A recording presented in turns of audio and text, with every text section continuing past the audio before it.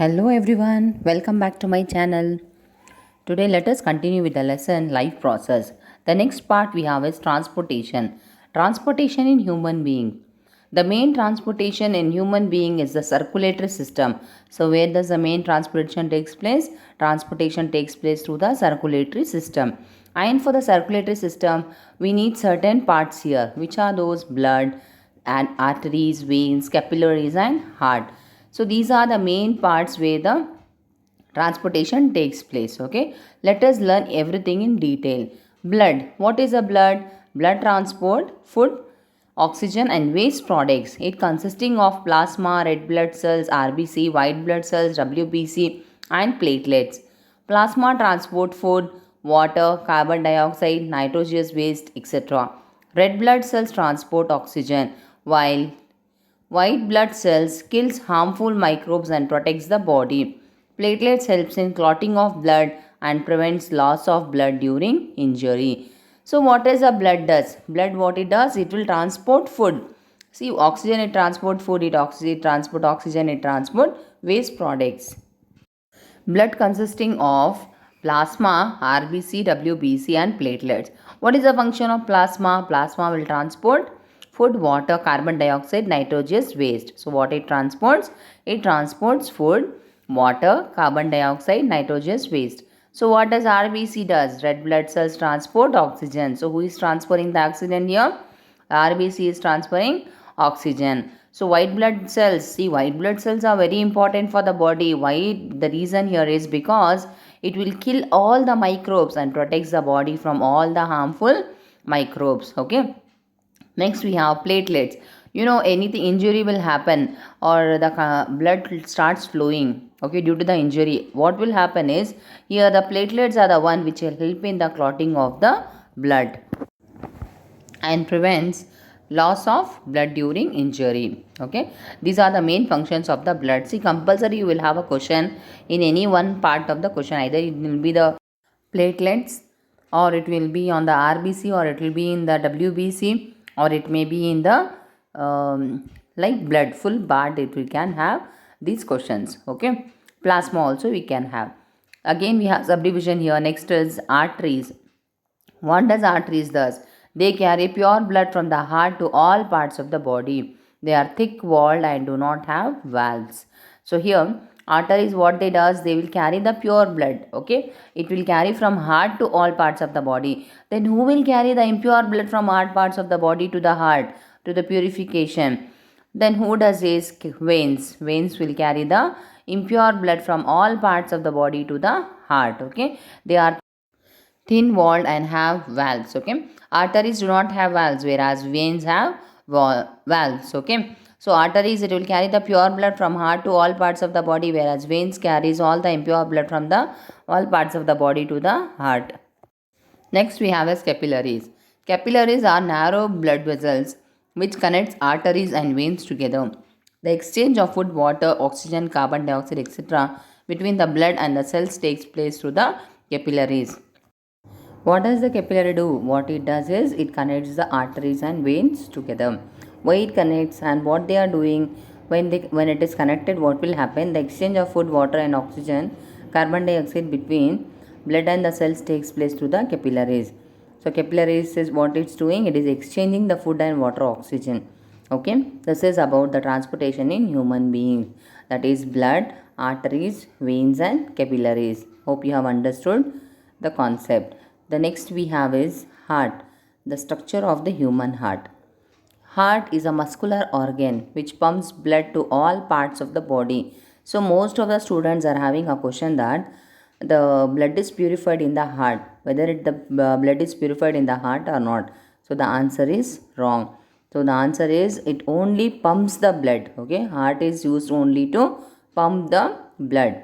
Human heart is having four chambers. The upper chambers are called atria and the lower chambers are called ventricles. Okay. Since the ventricles pump blood to different organs, its wall are thicker than the arteria. The right and left chambers are separate by the septum. It prevents the mixing of oxygenated and deoxygenated blood. The arteria and ventricles have valves between them to prevent blood flowing back.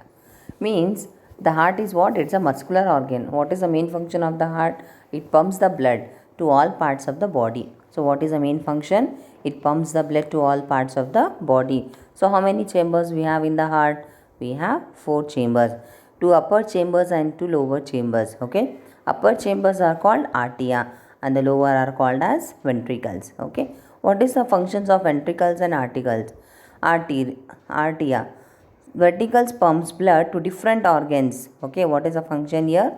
Ventricle will pump blood to different organs. So why it will do this? Because its walls are thicker than the arteria. Okay, the right and left chambers are separated by septum. So we have 2 chambers, right? So the both chambers are separated with the layer called as what? Septum. Why this septum is present there? The reason here is because it prevents the mixing of oxygenated and deoxygenated blood. So what is the function here? It is preventing the mixing of oxygenated and deoxygenated. Oxygenated means pure blood, deoxygenated means impure blood.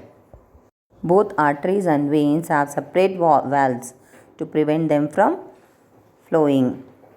Here you can see in the diagram, that is how does the heart work. You can see right atrium, left atrium, right ventricles, left ventricles, and right atrium and left ventricles is separated by a valve called as tricuspid valve. So here in the left atrium and left ventricle there is a valve called as bicuspid valve. So you can see one more picture here, like blue color is all deoxygenated blood, whereas red color is an oxygenated blood. So next, let us learn how the heart works. That is working of heart, or we can call circulation of blood. Okay. When the left atrium relaxes, oxygenated blood from the lungs flows into it through pulmonary vein. When it contracts, the left ventricle expands and the blood flows into it. Then the left ventricle contracts and the oxygenated blood is pumped out through the aorta to all parts of the body. After circulating through all parts of the body, the deoxygenated blood enters the right atrium through the vena cava. When the right atrium contracts, the right ventricle expands and the blood flows into it. Then the right ventricles contract and the blood is pumped into the lungs through the pulmonary artery. In the lungs, carbon dioxide is removed and oxygen is absorbed. And the oxygenated blood again enters the left atrium and the process repeats. Since blood flows through the heart twice in one cycle, it is called double circulation. They may be asked the question, write about the double circulation or the circulation, the working of the heart or circulation of the blood. You will have the same answer here. What happens here is when left atrium relaxes, of what happened? Oxygenated blood from lungs, it flows to the pulmonary vein. Already I have said that from pulmonary vein what is happening? The lungs is sending the blood. Okay. And then where it is entering? It is entering in the atrium. Okay. When what happens? When it contracts, the left ventricle expands and the blood flow into it. So what here is happening? You can see here that left ventricle expands. Okay. When it expands, what will happen? The blood starts flowing into it. Again, then the left ventricle contracts and the oxygenated blood is pumped out through the aorta. So who is pumping here the blood? The left ventricle is contracting and the oxygen, that is pure blood, is pumped through the aorta to all parts of the body. After supplying the oxygenated blood to all parts of the body, now the again work is to take up the deoxygenated blood from all parts of the body to the lungs. The deoxygenated blood enters the right atrium through the vena cava. When the right atrium contracts, what will happen? The right ventricle expands. Okay, one will contract, the other will expand, and the blood flows into it. Then what will happen? Then the right ventricle contracts and the blood is pumped into the lungs through the pulmonary artery. Same again, in the lungs what will happen is carbon dioxide is removed and oxygen is absorbed, and the oxygenated blood again enters the left atrium and the process repeats. In this way what will happen? The circulation of the blood takes place. You know that the blood will flow twice in one cycle, so it is called as what? Double circulation. Why does it called a double circulation? Because the blood flows in the human beings twice in the heart. Okay, in one cycle 2 times the blood will flow. That is oxygenated one time and deoxygenated one time. So it is called as what? Double circulation. This is about the circulation of the blood. Next we have lymph. Lymph is a colorless fluid present in intercellular spaces. Where is the lymph present? Lymph is present in the intercellular spaces, and we don't have any red color like we have for the blood. Blood is having RBC and hemoglobin, which is giving the color to it. But lymph is what? It's a colorless fluid. It is formed from the plasma which escapes from the capillaries. Lymph drains into lymphatic capillaries which forms lymph vessels to join into large veins. What is the meaning of this? It is that formed from the plasma state. This is formed, okay, and which escapes from the capillaries. From where it is escaping? It is escaping from the capillaries, okay. The lymph drains from lymphatic, that is it draining into lymphatic capillaries, okay, which forms lymph vessels and join into the large veins. Then what will happening? The lymph transport digested fats and drains excess fluids from intercellular spaces back into the blood. It contains lymphocytes with germs and protects the body. What it is doing? It will protect it from the body, okay. Main function of the lymph is that what it does is it will protect the body from the germs, okay. You may expect some very important questions regarding to the lymph, the function of the lymph, and what is the main role of the lymph in the body. The next we have the heart of mammals, birds, amphibians, reptiles and fishes. So already we learnt about the human heart. Let's learn about the mammals. Even we come under mammals, okay, because we have the mammary glands, okay, from which we feed the young ones, like heart in mammals. And birds have four chambers. Even we have four chambers. The birds has four chambers, and the right and left sides of the heart is separated by a septum, same as we have. Okay, this prevents mixing of oxygenated and deoxygenated blood and provides efficient supply of oxygen. Okay, what is the role of the septum? The role of the septum is to prevent it from oxygenated and deoxygenated blood, and even it supplies the enough of oxygen. So it is necessary because they need more energy to maintain their body temperature, okay, because our body is warm body. We are warm blooded animals. We come under warm blooded animals, okay. We need some temperature to maintain our body. Next, the heart in amphibians and reptiles. These are having three chambered heart and allows some mixing of oxygenated and deoxygenated. As they are having three chambers, so there is a chances of what? Mixing of oxygenated and deoxygenated blood, because they do not use energy to maintain their body temperature. What they does is, the reason here why it is getting mixed is because they don't maintain their body temperature, okay, and they don't use the energy to maintain their body temperature. Their body temperature is same as the temperature of the surrounding, okay. So they adjust to the environment because their temperature and the body temperature, surrounding temperature and the body temperature of these amphibians and reptiles are same here, okay. Next, about the heart of in fishes have two chambers and blood is oxygenated in the gills. So who is oxygenating blood here? Blood is oxygenated by the gills. You know that gills is a place, the part of the fishes where they respires, okay. These are the some important points you have to learn about the hearts of mammals, birds, amphibians, reptiles and fishes, okay. Next, you will expect some very important or application wise questions from these topics.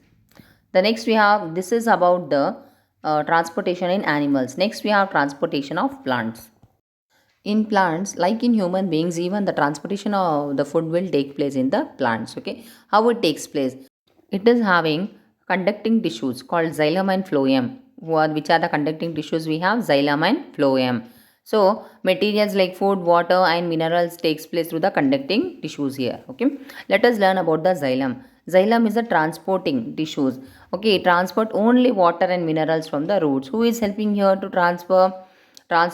Roots are helping here to transport, okay. So what is main xylem here? Xylem tissues only transports water and mineral from roots to all parts of the plant. It consisting of xylem vessels and tracheates. Water and minerals entered the root by diffusion. Then, due to the transpiration, the suction force helps in upward movement of the water and minerals. So, which force we are using here? We are using the suction force.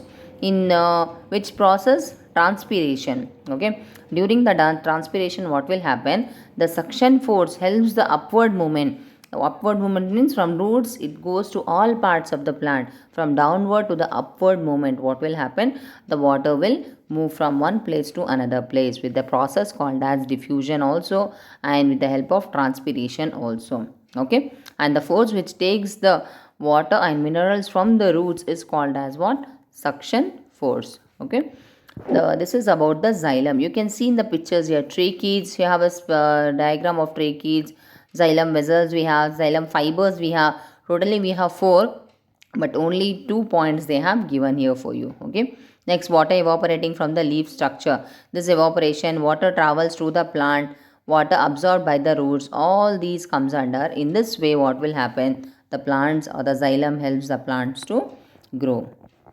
The second conducting tissue is phloem. Phloem, what is the function of the phloem? It transports food from the leaves to the other parts of the plant. This process is called translocation. Okay, the process of taking food from the leaves. From leaves, what it is doing? It is sending to all parts of the plant. It is not taking the help of the root. Only the xylem will take the help from the roots, whereas the phloem will take the food from leaves, because in plants you know that food is prepared in the leaves. Okay, food from the leaves to other parts of the plant. This process is called translocation. The phloem consisting of sieve tubes and companion cells. The food from the leaves is transferred to the xylem by the energy of ATP. You already learned about ATP. ATP is nothing but adenosine triphosphate molecules. Due to osmotic pressure, water enters the phloem and helps in the transportation of food. In this way, what will happen? The phloem will transfer the food from leaves to all parts of the plant. The process is called translocation. It consisting of main 2 parts here. One is sieve tubes and companion cell. What is happening? Food from the leaves is transferred to the xylem by the energy. Energy name is called as what? ATP. ATP molecules it is called. Okay. Due to osmotic pressure, what will happen? Water enters the phloem and helps in the transportation of the food. You can see a diagram here about the phloem, that is companion cells, and how the sieve tubes are involved. You can see xylem and phloem, both comparison of the diagrams of the xylem there is. We have see in the xylem you can see here perforated plates are there, tracheids are there, fibers are there, xylem vessels are there. Whereas in the phloem we have sieve plates, fibers, sieve to companion cells we have, then sieve elements are present. So here you can see the comparison of the xylem and phloem. Hope you have understood about the transportation of the in transportation of animals as well as transportation in the plants. In next video, let us learn about the last part of the life process, that is excretion. Thank you. Please do subscribe my channel.